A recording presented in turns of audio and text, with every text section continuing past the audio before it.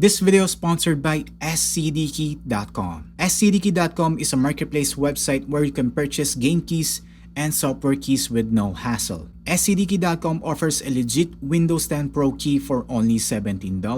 This is the same keys I use on my PC builds. But to make it more awesome, they will be giving another 12% discount. Just type our coupon code XTNC to get it for only $15. You now have your legit Windows 10 key license all set, but in a more affordable price. If you're in the Philippines, purchasing is very easy. You can use PayPal, Paymaya, or GCash. Visit scdkey.com now. I'll put the link in the video description below. So thank you scdkey.com for sponsoring this video. Hey guys, Xtian here and welcome back to another video. Ngayon meron ulit akong laptop na titignan courtesy of TECLAST, which is yung kanilang F7 Plus. As usual, i-unbox ko, then sasabihin ko yung impressions ko about the laptop, and then my thoughts. Pero bago ang lahat, siguro many of us don't hear much of the brand TECLAST. So I'll tell you a quick intro about them. TECLAST is a Chinese digital brand founded in 1999, which focuses on IT and consumer digital products. Quality comes first is their official slogan. Pero the low price is a close second. They do design, develop, and manufacture their own devices. Makikita naman natin siguro yung values nila sa i-feature nating laptop today. Now with the unboxing, yung packaging niya is simple in the form of a cardboard box aside from the one that Lazada had. Pero okay na rin considering its price. Apparently, this comes also with a free wireless mouse, which looks, the Apple Magic Mouse pero with the buttons instead, as well as a free mousepad. Then inside the box, meron ding accessory box which contain the multi-plug charger since available din siya on multiple countries in Asia and Europe. Napaka-generous and well-thought nito, and maybe more brands should do this kind of thing then to make our lives much easier. The laptop inside the box was protected with the usual foam packaging material. Siguro enough na rin to protect it from damage that usually happens in shipping. By the way, TECLAST seems to aim this laptop for business use dahil sa mga features na nakikita ko so far. Now on the laptop, at first glance, kita nyo naman, manipis, and mukhang yayamanin ang finish. It looks like a MacBook but with the TECLAST logo na umiilaw instead of the Apple one. It's slim and napakagaan niya with only 1.5 kg of weight. Like I said, ideally for businessmen who are frequently on the go. Specs-wise, you can see it on the screen protection na parang katulad ng mga mobile phones na ngayon ko na lang ulit nakita on brand new laptops.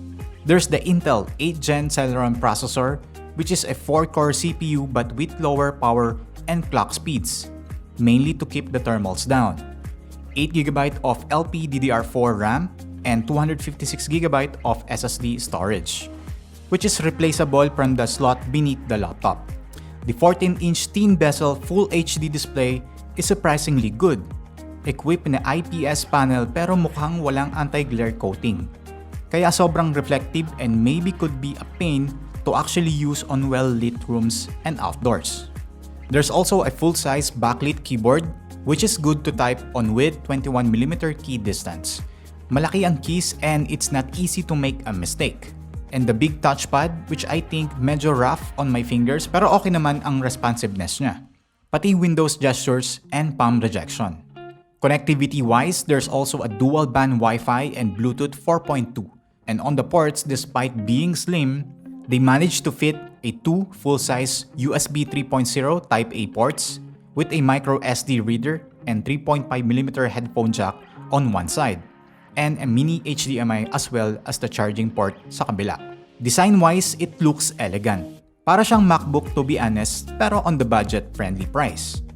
The build of the body is a mix of metal and plastic, pero there's not much of a flex that can break the body easily. In short, hindi siya marupok. The lid can be opened with one hand then, so points for that as well. Performance-wise, medyo on the low side tayo on the CPU-intensive tasks dahil sa low-powered CPU natin, with a base clock speed of only 1.1 GHz but can turbo boost on up to 2.4 GHz As I tested with the usual web browsing, I started to experience some stuttering when I opened around 4 tabs of a mixed social media such as Facebook and YouTube.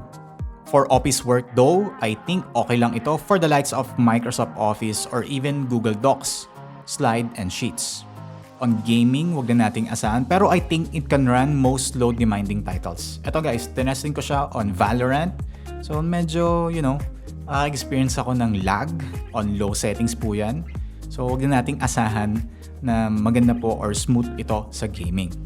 Also the webcam. But enough for basic video calls. Here's the sample. So here's the sample of the webcam built in on the laptop. What's up guys? I think this is 720p. Pero kung frequently used and habol is better video quality, I would recommend plugging in a better USB webcam instead. And the backlit keyboard, adjustable ang brightness on 2 levels. Okay din ang liwanag and it's always a plus when a keyboard is backlit, especially when working sa mga madidilim na lugar or kwarto. The free wireless mouse is also good. And wala din siyang bloatware unlike most laptops. Ideally speaking, this was aimed for portability and business use so it doesn't make sense for TECLAST to make this game ready at all. After all, yung battery life ang habol natin dito, as TECLAST is claiming that this laptop can reach up to 8 hours with its 38,000 megawatt-hour battery. But your mileage may vary depende pa rin syempre kung paano mo gagamitin.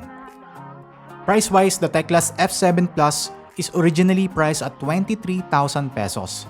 Pero they will slash the price in the upcoming 11/11 Lazada sale to only 15,660 pesos. Baka mapababa nyo pa lalo pag ginamitan ng vouchers. In fact, on some other branded laptops, bihira ka makakuha ng ganitong specs with the price. Usually, you're down to like 4GB of RAM and hard drive instead of SSD ang nakalagay. And the display quality is like trash, usually dahil TN panel instead of an IPS one. And don't even mention build quality. To wrap up, para sa akin, sulit na tong laptop na ito considering the price.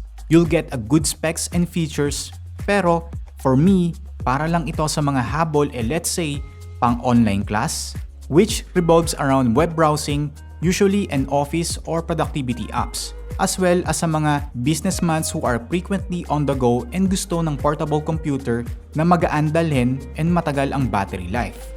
Otherwise, baka mabitin kayo sa CPU power, lalo na kung balak nyo pang gaming since wala din siyang discrete graphics.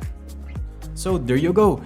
Guys, kung meron man sa inyo na may kamag-anak or kaibigan na naghahanap ng below 20,000 pesos na laptop, I think ito po yung marerecommend ko.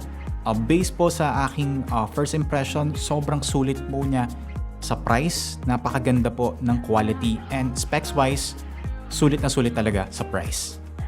So there you have it. Thank you guys for tuning in. Ako nga pala sa Xtian. So like the video, subscribe, and I'll see you on my next video.